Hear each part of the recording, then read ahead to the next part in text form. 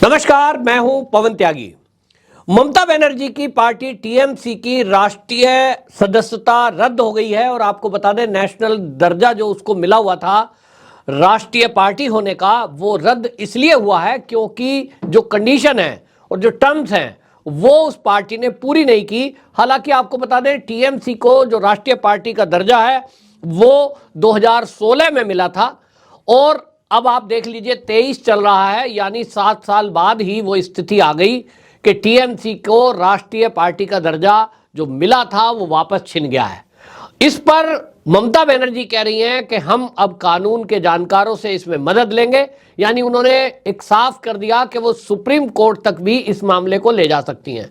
सवाल यह है कि ममता बनर्जी अपने आप को पुरानी राजनीतिक दल की नेता बोलती हैं, तो उनको पता होना चाहिए कि राष्ट्रीय पार्टी का दर्जा जिन टर्म एंड कंडीशन के कारण से मिलता है, अगर आपने वो पूरा नहीं किया है तो वो राष्ट्रीय पार्टी का दर्जा छिन भी जाता है। इसी में आपको बता दें कि अकेली टीएमसी नहीं है, इनके साथ में एनसीपी जो शरद पवार की पार्टी है और सीपीआई की भी मान्यता रद्द हुई है राष्ट्रीय पार्टी की।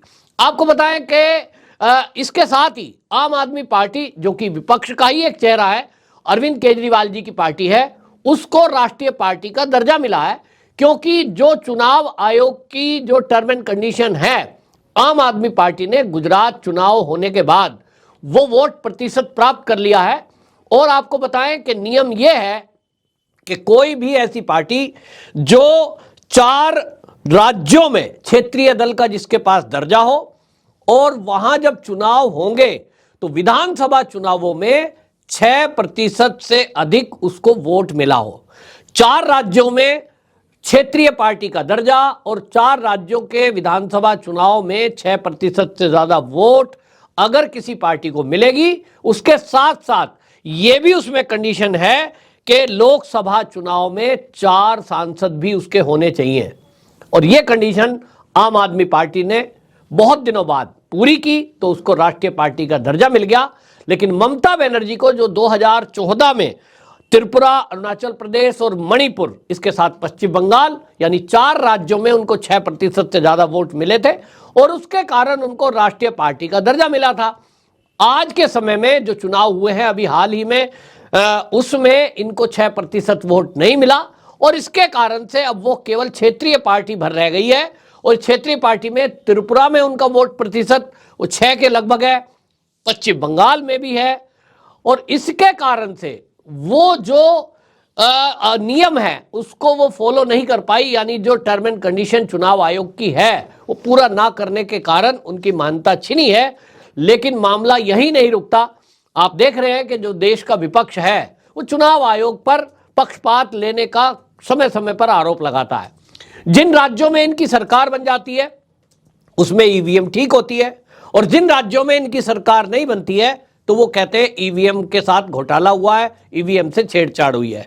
इस मुद्दे को लेकर के राहुल गांधी देश और देश के बाहर चुनाव आयोग तक पे सवाल उठा चुके हैं और कई राजनीतिक पार्टियां अब 2024 के लोकसभा चुनाव को देखते हुए चुनाव आयोग को ईवीएम को लेकर घेर रहे हैं।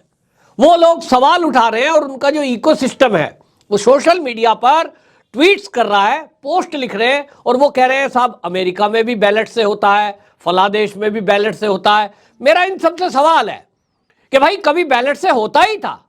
हमने बचपन में देखा है कि जब कभी वोट पड़ा करती थी, हम पढ़ाई किया करते थे तो बैलेट पे ही ठप्पा मारना पड़ता था, उसी से वोट पड़ती थी। उसमें किस तरह से बूथ कैप्चर होते थे, किस तरह से वोटों को रद्द कर दिया जाता था। हमने देखा है कि जो पीठासीन अधिकारी हैं कई बार पार्टियों से मिलीभगत के कारण अपने अंगूठे में वो स्टाम्प पैड से, इंक पैड से साई लगा लिया करते थे अंगूठे में और फोल्ड करने के बहाने वो उसमें दूसरी जगह साई लगा दिया करते थे, जिसके कारण बहुत सारी वोट रद्द होती थी। और इन सबको देखते हुए टेक्नोलॉजी का इस्तेमाल हुआ और दुनिया में कई देशों में ईवीएम का प्रयोग किया गया। जो राजनीतिक पार्टियां हैं उन्होंने ईवीएम पर सवाल उठाए तो चुनाव आयोग ने उनकी चुनौती को स्वीकार किया और यह तक कह दिया कि लाइव मीडिया के रहते जो भी कोई राजनीतिक पार्टी का व्यक्ति इस ईवीएम को हैक करके दिखाएगा तो हम मान जाएंगे कि भाई ईवीएम में गड़बड़ी हो सकती है और इस फैसले को वापस लिया जाएगा। लेकिन आप सबको पता है कि उस चुनौती को किसी भी राजनीतिक पार्टी ने स्वीकार नहीं किया और सुप्रीम कोर्ट तक में जब केस गया था तो सुप्रीम कोर्ट में कमेटी की एक्सपर्ट की रिपोर्ट प्रस्तुत की गई थी, जिसमें यह बताया गया कि ईवीएम जो कि हमारे देश में इस्तेमाल हो रही है उसको हैक कतई नहीं किया जा सकता। लेकिन उसके बावजूद भी ये ईवीएम पर सवाल उठा रहे हैं। कई राजनीतिक दल अभी से इस राख को अलापने लगे हैं कि साहब चुनाव आयोग तो ईवीएम से कराएगा, बैलेट से होना चाहिए। बिल्कुल साफ साफ दिखाई दे रहा है कि 2024 के चुनाव में ये राजनीतिक पार्टियों को दिख गया है कि उनकी कहीं भी दाल गलनी नहीं है और तीसरी बार देश के प्रधानमंत्री मोदी बनने जा रहे हैं। इनका क्या होगा, इनसे जनता सवाल पूछेगी। आप तो प्रधानमंत्री चेहरा बनने की कोशिश में थे, ममता बनर्जी जी भी पीएम फेस बनना चाह रही थी। भतीजे को जिस तरह की पार्टी की कमान दी गई, उम्मीद की जा रही थी उत्तर प्रदेश हो या फिर गोवा हो, फिर त्रिपुरा, मेघालय, मणिपुर, ये तो नॉर्थ ईस्ट है, लेकिन इसके अलावा भी ममता बनर्जी हर राज्य में अपने कैंडिडेट उतारने की बात कर रही थी।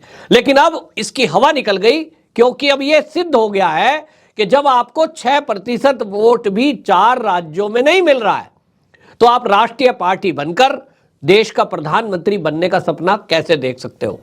यह स्थिति राजनीतिक दलों की है। दूसरी तरफ हम राहुल गांधी को देख रहे हैं कि वो वही राग अलापने में लगे हुए हैं, मेरी सदस्यता रद्द कर दी, मोदी जी मुझसे डरे हुए हैं।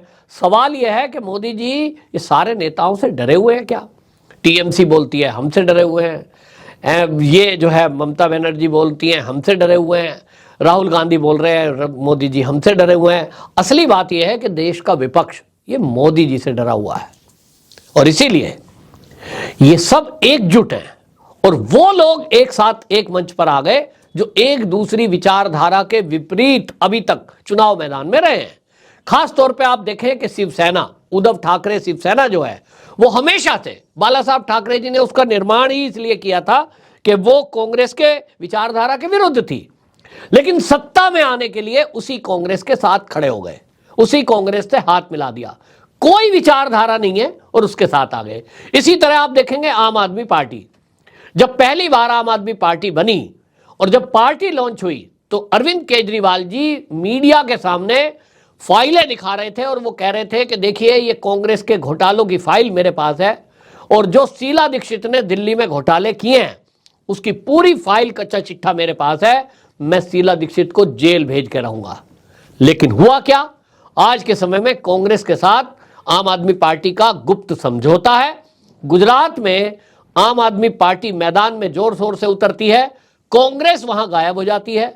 हिमाचल प्रदेश में कांग्रेस जोर शोर से उतरती है और आम आदमी पार्टी वहां से गायब हो जाती है। और अब एक साथ एक मंच पर ये सब खड़े हो गए हैं। ये दिखता है कि ये ऊपर ऊपर कुछ और दिखाते हैं, ऊपर ऊपर से एक दूसरे को गाली देते हैं, एक दूसरे से विरोधी विचारधारा की बात कहते हैं, लेकिन अंदर से मोदी के भय से ये सब एक हो गए हैं। दूसरा, इनके खिलाफ जो कार्रवाइयां हो रही हैं, ईडी सीबीआई की जो कार्रवाई है, जो भ्रष्टाचार पर प्रहार हो रहा है, उसके कारण इनको लग गया है कि जिन्होंने भी इस देश का लूटा है उसके कारण ये आज नहीं तो कल जेल की सलाखों के पीछे जाएंगे। तो इनको लगता है जेल से जाने के बचने का एक ही रास्ता है कि मोदी जी 2024 में सत्ता में वापसी ना करें। अब उसके लिए हमेशा यही होता है, जो इस बार भी इनकी तैयारी है कि सब लोग एक हो जाओ। पहले 2014 का चुनाव हमने देखा है लोकसभा का, उसके बाद 2019 का चुनाव भी हमने देखा है। ये सारे विपक्षी पार्टियां भाजपा वर्सेस ऑल, इस तरह का माहौल था। तो अब नया क्या कर लेंगे? इस बार इनके पास फिर से इकट्ठा होकर चुनाव लड़ने के बावजूद मोदी को हराने का कोई मुद्दा नहीं है और इसलिए इस बार इन्होंने एक नई तिगड़म भिड़ाई है।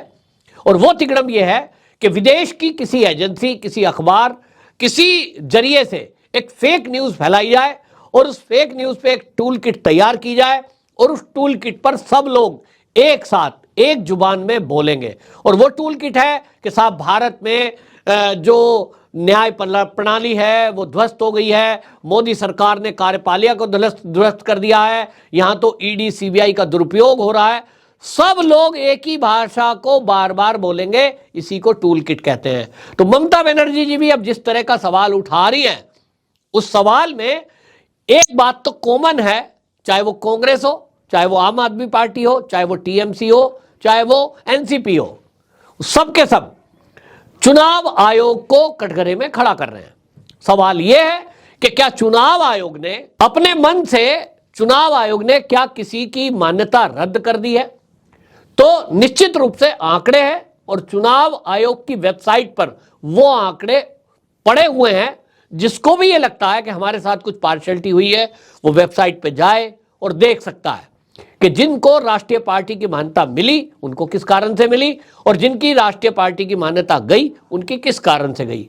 इसी मुद्दे पर आप देखें कि एनसीपी के शरद पवार, उनका एक भी शब्द, एक भी बात उन्होंने नहीं बोली है, क्योंकि शायद वो समझते हैं कि चुनाव आयोग का फैसला अपने आप में सही फैसला है। उस पर सवाल उठाकर अपने खिलाफ ही और लोगों का मजाक बनने का पात्र बनते हैं। फिलहाल ममता बनर्जी की जिस तरह की पार्टी को मान्यता रद्द हुई है, उसके अलावा आपको बताऊं एक और झटका लगा है उनको। राज्यसभा के सांसद हैं गोवा से, जो है ल्यूइयो फ्लेरियो, उन्होंने टीएमसी से इस्तीफा दे दिया है और उनका कहना है उनके ऊपर टीएमसी की विचारधारा को थोपने की बातें की जा रही थी ममता बनर्जी की तरफ से, जिसको लेकर उन्होंने कह दिया कि भाई मैं देश विरोधी कोई भी ऐसी बयान या एक्टिविटी नहीं कर सकता, या मैं तुष्टीकरण का जो कारण है उस कारण में अपना सहयोग नहीं कर सकता और इसके कारण मुझ पर दबाव था तो मैंने इस्तीफा दे दिया। बहरहाल सच्चाई क्या है वो तो ममता बनर्जी बताएंगी या उनके राज्यसभा के सांसद बताएंगे, लेकिन बहरहाल टीएमसी को एक बड़ा झटका इस राष्ट्रीय पार्टी का जो तमगा उनसे छिना है इसके कारण लगाई है। भारतीय जनता पार्टी के नेता शुभेंदु अधिकारी इस पर सवाल उठा रहे हैं और वो कह रहे हैं कि जिस तरह से लॉ एंड ऑर्डर की सिचुएशन पश्चिम बंगाल में है, ममता बनर्जी की लोकप्रियता, टीएमसी की लोकप्रियता दिन प्रतिदिन घटती जा रही है। वंदे मातरम।